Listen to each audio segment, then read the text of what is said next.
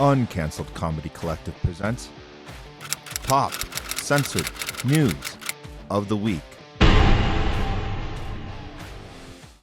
Okay, we're going to get into this top censored news right now. Top 3 stories the mainstream media refuses to cover. If they do cover them, they do it in a very dishonest and sloppy way. And it's always on purpose. Okay, here we go. Coming in at number 3. Jill Stein charged for the crime of campus protesting. If you guys remember, last year, Jill Stein was arrested on a campus protest in Washington. We're going to take a look at there's an update to this story right now that aside from the arrest last year, she's now being charged for a crime. Well, let's take a look at what's happening with Jill Stein, former presidential candidate for the Green Party, who we supported because she was the only candidate that was against all the wars, all the genocides, all the illegal occupations. That's why we went with Jill Stein. Here's what she's dealing with right now. Dr. Jill Stein and one other are charged with assaulting officers in 2024 at Washington University campus protests. Oh, that's interesting. I guess she must have gotten a few punches in there before she was restrained, right? I'm sure that's what happened. Yeah. So this is in St. Louis. 2 people, including the presidential candidate of 2024, Jill Stein, has been charged in connection to protests on the campus in 2024. Jill Stein was charged with 1 count of first-degree trespassing and 1 count of 4th-degree assault. Both charges are misdemeanors. Another guy, Jaron Hicks, also was charged with trespassing and assault. And also 1 count of resisting and interfering with the arrest. All those charges are also misdemeanors. So this was due to an incident on April 13th and 20th of last year, of 2024. So what's going on now? Well, the documents say that the protest has started in Forest Park. Now, you guys remember these protests. We were here in UCLA, in LA here, also participating in these, what we will say 100%, without a doubt, peaceful protests that were taking place that were being attacked by Zionists. That's what was happening at all the campuses. We can say firsthand it was happening at UCLA, that they were local Zionists. They weren't even students at the schools, and they were coming on. They were assaulting students. So the cops allowed it to happen. And then in certain cases, in Washington University, they started making arrests, not to the people starting the conflict, which was the Zionists that were attacking the convoys. No, they started to also attack the convoys and make arrests. Jill Stein was one of those people at the time that was arrested for this. And now today, it looks like she's being charged for the assault. So this second paragraph is important. Court documents for Stein state that Officer Conroy approached on a bicycle, which Stein grabbed, leading to Officer Moore attempting to help. The bicycle hit Moore in the forearm. Oh my God, that poor cop. And while the bicycle was raised, Stein allegedly kicked Moore multiple times. You can see this 74-year-old woman just kicking that cop and just right in that groin, near the groin area. And Officer Moore was later diagnosed. Oh my God, he was diagnosed with a strain in his left forearm. Oh, that poor police officer. Oh, and a contusion in the back of his right leg. Oh my God. Oh, poor cop. They really need to just throw the full degree of the law at this horrible person for resisting the arrest like that and just in attacking this poor police officer who's clearly defenseless and clearly he's prone to severe injury when a 74-year-old woman starts wailing on him, apparently, according to the court documents here. She's got a court date set for May 19th. Now, of course, the Green Party tweets out, that breaking nearly a year after ceasefire protests, Washington University, Jill Stein and activist Jaron Hicks faced charges including assault on police. Stein says she was assaulted. This is blatant attack on dissent as the U.S. backs Israel's war on Gaza. Did you guys see the video? Do you guys want to see it? Do you guys want to see the arrest? We covered it when it happened last April. This is the arrest. This is as the court documents say, this is the 74-year-old Jill Stein assaulting an officer who's just trying to keep the peace, because that's their job. The officer's job is to keep the peace. Here you go. Hold the line now, hold the line. Hold the line. Hold the line. Oh. Oh my God.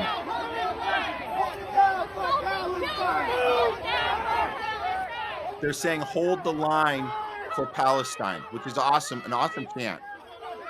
Oh, those violent protesters. Oh.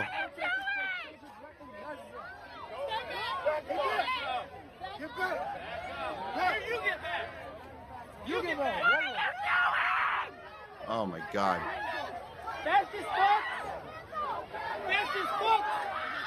That's his fuck. You get back. Yeah, well, there you go.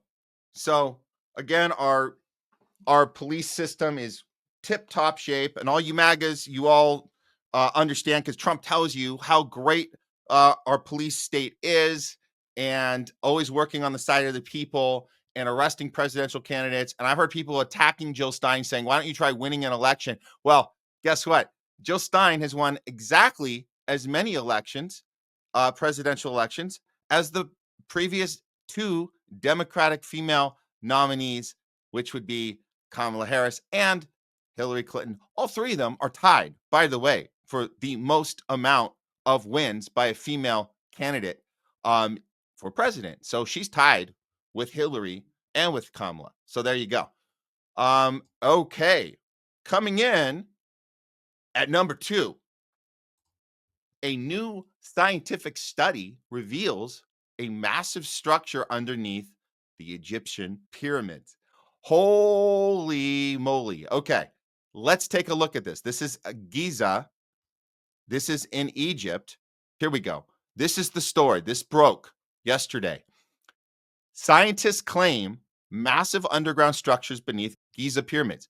New radar imaging research suggests a 2-kilometer underground complex beneath Giza pyramids, featuring interconnected chambers, spiraling wells, and massive cubic structures. Using synthetic aperture radar, that's SAR, researchers detected 5 identical structures near the Khafre pyramid's base, linked by pathways and 8 deep vertical wells descending 648 meters underground. If confirmed, this discovery could challenge mainstream Egyptiology's belief that the pyramids were simply royal tombs. So yeah, this is a big deal, guys. This is a huge deal. Alex Jones says, yes, this is the greatest find in history, which just discovered using powerful ground penetrating radar. The same thing we just reported on here. They've mapped out a structure for more than twice the height of the tallest building on Earth, underground, under the pyramid, the Giza complex, which is a 3-pyramid complex. And Jay Anderson, I'm going to get to him because he reported on this and did a kind of a deep dive. Jay Anderson says groundbreaking findings on the Giza pyramid complex could rewrite human history.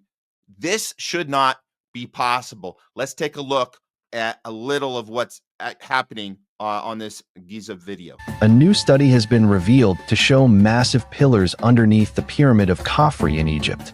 What you are looking at is called synthetic aperture radar Doppler tomography. This advanced tech reveals details of the undiscovered high-resolution internal structure of the Khafre pyramid. Near the base of the pyramid, 5 identical structures are seen, connected by geometric pathways. Inside each of these are 5 horizontal levels and a sloping roof. Below these 5 structures are 8 cylindrical structures which appear to be vertical wells, hollow inside, and surrounded by descending spiral pathways. These 8 vertically aligned cylindrical structures, arranged in 2 parallel rows from north to south, descend to a depth of 648 meters where they all merge into 2 large cubic structures measuring approximately 80 meters per side. The entire structure extends approximately 2 kilometers beneath the surface and extends beneath all 3 pyramids of the Giza Plateau complex. I am struggling to express in words just how significant of a discovery this is. Because what's been discovered is that there are huge structures coming down from the base of the pyramid deep into the bedrock. This is not possible given the standard historical and archaeological narrative given to us about ancient Egypt. And I'm going to throw up a rendering of what it actually looks like underneath. If you guys didn't see this in the video, this is a rendering of the complex underground technology that we just discovered is there. This changes everything, guys. I mean, this is how we have to start looking at the world. Not just in one-dimensional terms of, oh, we discovered this, now what? Let's look at what all the factors that are being played. This by uncovering this challenges our understanding of what the ancient engineering and agricultural process and what historically speaking, the historical context. It challenges everything that we understood and the levels of the sophistication of the previously we had no idea of how far this could go, how far they had gone in these ancient times. And this, of course, the more we look into this, we can look at more secrets, uncovering secrets that could help redefine the nature of our society today. So it's a whole prompting of reevaluation of our capabilities as human beings and our technological abilities as human beings, based on what we see historically in the historical context. So that's just how we have to look at this, and then raising questions about other things we still don't know, and start to apply what we learned here to other things. But I think the most important part is how we got this wrong, what was told to us wrong. And of course, you guys know we always go to the worst case scenario, which is what are they not telling us on purpose? Why did this take this long to come out? And then we know science has a bit of corruption behind it. We've seen it in the last 5 years. We understand that when you mix science with money, science with the capitalist model, when you mix science with politics, there's an old saying, or a new saying. I don't know who said it, but this it's funny, but it's true. What do you get when you mix science with politics? You get politics. So these are all questions that are worth asking. But this just broke, and that's why it came in at the number 2 story of Top Censored News this week. Okay, let's get off of this one, and it's time for the number 1 story, Top Censored News of the week. Here we go. Counting down. Number 1. CIA requested Israel be redacted from the 80,000 pages of the JFK files released this week. Okay, let's just get into this one, because you guys know that this came out within 48 hours ago. And during this time, we've had a lot of people all over the map. We've got people saying this changes everything. That's the one extreme. We got the other side saying this changes nothing. Actually, I'd say that's more of the middle group. The middle group saying this changes nothing because we already know all this. That's the middle group. On the other side, and this is why I personally think this is very important. The redaction of Israel is very important because you see the people defending this doubling down on that. So we're going to get into all of that, but let's take a look right now at the fact that we do have a lot of people saying this is huge. The fact that Israel was being requested to be removed from everything, it's a big deal. We some people call it a nothing burger. We happen to think it's a pretty big deal. So let's take a look at this. This is insane. I think you meant to put insane, so that's a typo. The CIA requested that Israel be removed from the JFK files. We also learned that Israel has been running a covert operation for the U.S.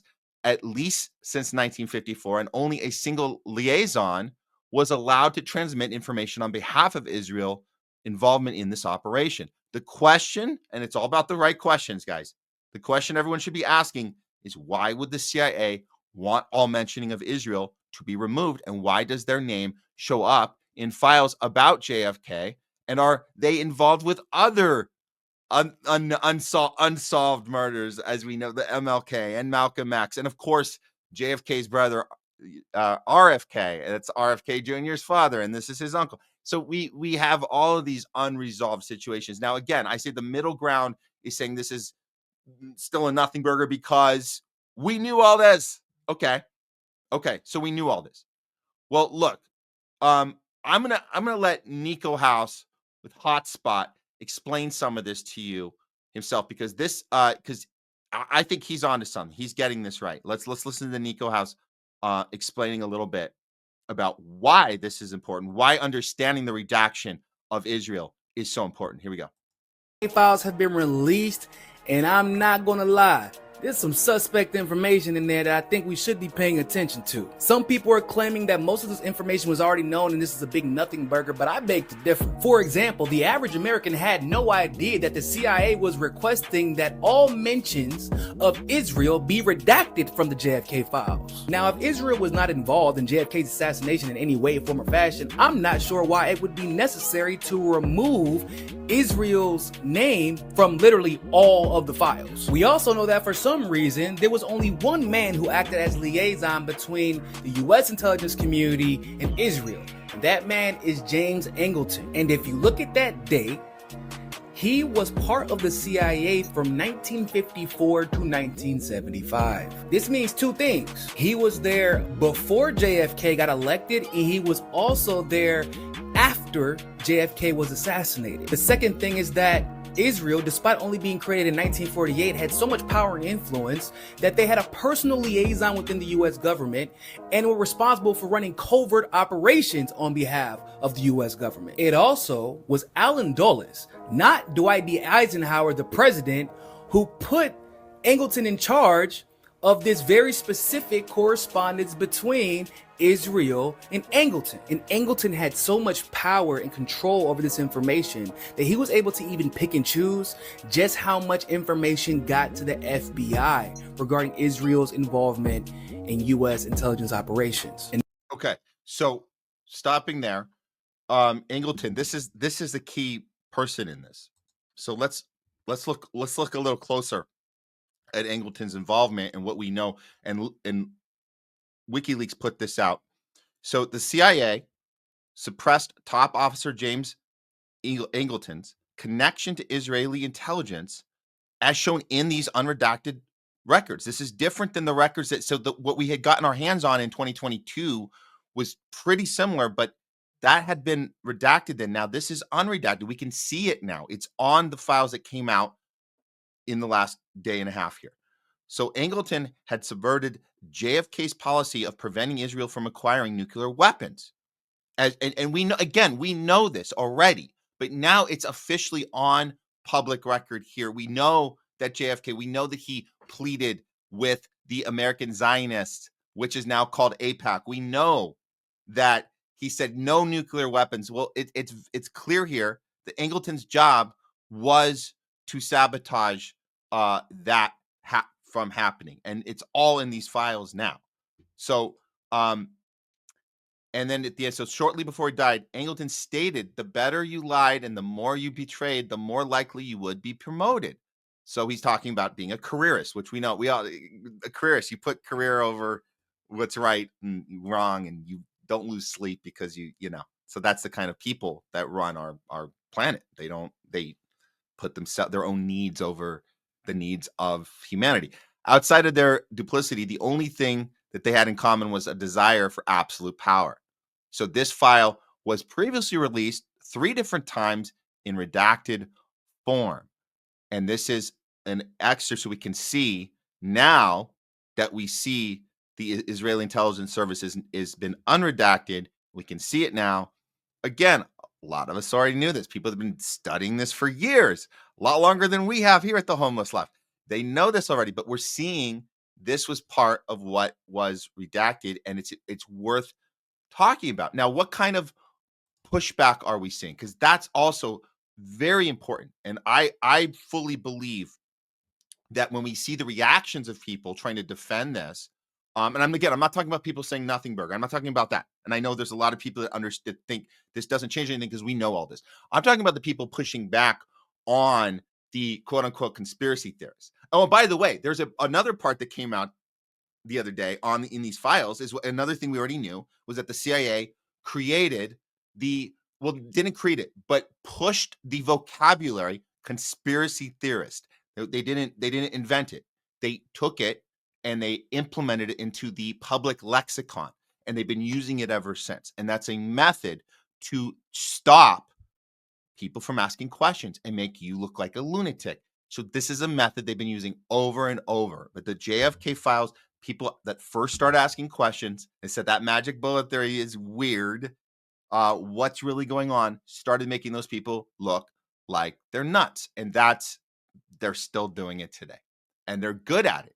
And they fool people into being mad at the people asking questions, whether it's about 9/11, whether it's about COVID, whether it's about Russiagate, whether it's about Hunter Biden's laptop, whether it's about the Ukraine war in general, whether it's about the genocide in Gaza. They have the technique ready to go, call you a name. So that's all there too. Again, we kind of knew this, but it's nice to see it officially on public record. So the other part of this is the response. So we saw this come up. Now, look, I saw community notes on Twitter. They told us that this was not true. And that happens sometimes, and sometimes it's correct, sometimes it's not.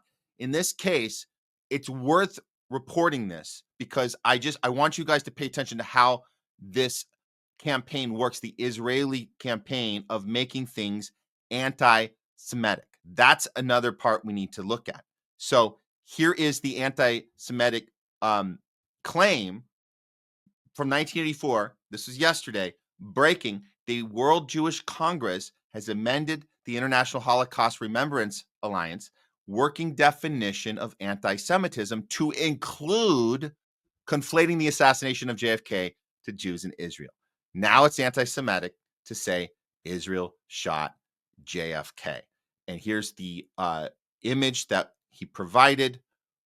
This is the amendment to include JFK, and the claiming, and it's not like we're claiming, it's right there in the papers that there was in the actual files that there is a relationship between Israel and the JFK murders. That's so they're working on making this part of the working definition of anti-Semitism. And notice they call it the working definition. So they're always looking to update this. Now, again, I told you guys in the community notes, they're saying, oh, no, they're not actually doing this. Okay, they're not actually doing it. Fine. But no, not fine. Of course they're working on this. If you're having a hard time finding it, it's because they don't want it to be so obvious right now. This is the kind of stuff that kind of gets worked in little by little. I went to the site. We went to look at this, what this working definition is, and we did not find JFK on there just yet. That doesn't mean that they're working on getting it on there. But there's some other stuff on there that is pretty important to see. And I think you guys are going to see some of this. Okay. So the working definition, this is they break it into bullet points. This thing was created in 2016. And when you go down these bullet points, these are all the ways. Now, the first ones are, okay, you can't, this is all anti-Semitic. What they decide is obviously killing, harming people. This is there's something about like, targeted crimes of violence against people for who they are. Okay, fine. And then this also includes the bullying, the dehumanizing, demonizing, allegations at people for who they are, at Jews for who they are. Okay. But when you start to go a little further down, you start to see all the different little techniques of full protection of people that we're not allowed to criticize. So you have the ideas that let's look at some of these here. Okay, so so there's like denying things that have, okay, so you can't deny anything. You can't deny any parts of the Holocaust. Okay, we have to take this is like take the state narrative, and you're not allowed, if you say anything, if you have a question about it, that's anti-Semitic. Okay, accusing the Jews or Israel as a state of inventing, exaggerating the Holocaust. Okay, so they've added all this stuff. So notice how we go down the list, it starts to get a little more kind of off beat of the kind of things that they are saying is anti-Semitic. So you look down here. So denying the Jewish people the right for self-determination, by claiming that the existence of a state of Israel is a racist endeavor. So now here we go. So this is already in there, guys. This is here right now. They're saying that we can't say that the state of Israel is a racist endeavor, even though the nature of Israel is an ethno-state. That's what it is. And so if any race or any group set up a state that was for that particular race and state, one could claim that that was a racist endeavor without being against that group. So again, so here they are already. This is already in here. It's already in here. So let's see some of these ones down here. Yeah. Drawing comparisons. Now, okay, this is insane that we can't draw comparisons of contemporary Israeli policy to that of the Nazis. So we're racist against Jews if we notice that their behavior is mimicking the behavior of Nazis. We can't point that out. So again, guys, this is already in there. So when the community notes come up on Twitter and tell us, no, they're not working on that. Don't put that misinformation out there about conflating JFK with and Israel as anti-Semitic. But all these other things are already there. So no, they wouldn't do that.